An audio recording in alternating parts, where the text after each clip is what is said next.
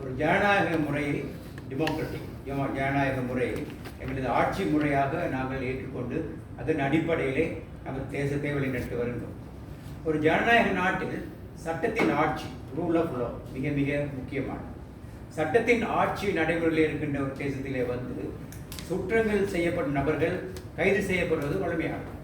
கைது செய்யப்படும் ஒரு நபர் சட்டத்தினால் குற்றவாளி என்று தீர்மானிக்கப்படும் வரை அவர் குற்றவாளி அல்ல. சட்டத்தினால் தீர்மானிக்கப்பட்ட பிறகுதான் அவர் குற்றவாளி என்ற வரையறைக்குள் அடங்குவார். ஆனால் நமது நாட்டில் குற்றவாளி என்று தீர்மானிக்கப்படும் முன்பதாக சட்டத்தின் ஆட்சி நிலவுகின்ற ஒரு நாட்டிலே கைது செய்யப்பட்ட பலர், சுமார் ஏற்கனவே குறிப்பிடப்பட்டதை போல 49 பேர் சட்டத்தின் பாதுகாப்பில் இருந்த பொழுது மரணம் அடைந்திருக்கிறார். இது ஏற்றுக்கொள்ளக்கூடிய ஒரு அம்சம் அல்ல.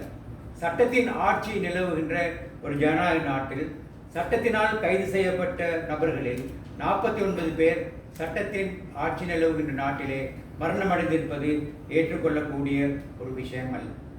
இதை தடுப்பது எவ்வாறு என்பதை பற்றி மனித உரிமைகள் ஆணைக்குழு இது தொடர்பான சில சுற்றறிக்கையை ஏற்பாடு செய்திருக்கிறது. இதற்கான வழிகாட்டல்கள் கைட்லைன்ஸ் ஏற்பாடு செய்திருக்கின்றது.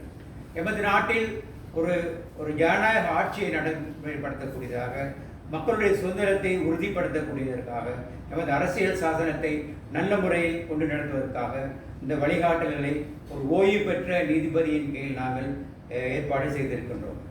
அதன்படி எவ்வாறு கைது செய்யப்பட வேண்டும், கைது செய்யப்படும் பொழுது என்ன நடவடிக்கைகளை மேற்கொள்ள வேண்டும், கைது செய்யப்படும் பொழுது அவர் எவ்வாறு பாதுகாக்கப்பட வேண்டும், சிறைச்சாலையில் அவர் கைது செய்யப்பட்ட ஒரு நபர் எவ்வாறு பாதுகாப்பாக நடத்தப்பட வேண்டும், அவர் குற்றவாளி என்று தீர்மானிக்கப்பட்ட பிறகு எவ்வாறு நடத்தப்பட வேண்டும் என்பதை பற்றி இந்த வழிகாட்டுதல்களிலே அவர்களை மிக மிக பொதுவான முக்கியமான குறிப்பான சில நடவடிக்கைகளை நாங்கள் செய்திருக்கிறோம். இந்த வழிகாட்டல் எமது பாதுகாவலர்களுக்கு, எமது போலீசாருக்கு மிக மிக பொருத்தமானதாக இருக்கும். இந்த நடவடிக்கையை நீங்கள் பின்பற்றும் பொழுது நாங்கள் இந்த நாட்டிலே உண்மையான ஒரு சட்ட ஆட்சியை கொண்டு நடத்த முடியும். அதற்கு எமது மனித உரிமைகள் ஆணைக்குழு உங்களுக்கு எப்பொழுதும் உதவியாக இருக்கும் என்பதை கூறிக்கொண்டு உங்களுக்கு தேவையான கேள்விகள் பதிலுக்கு நாங்கள் சொல்லலாம் என்று கருதுகிறேன். நன்றி, வணக்கம்.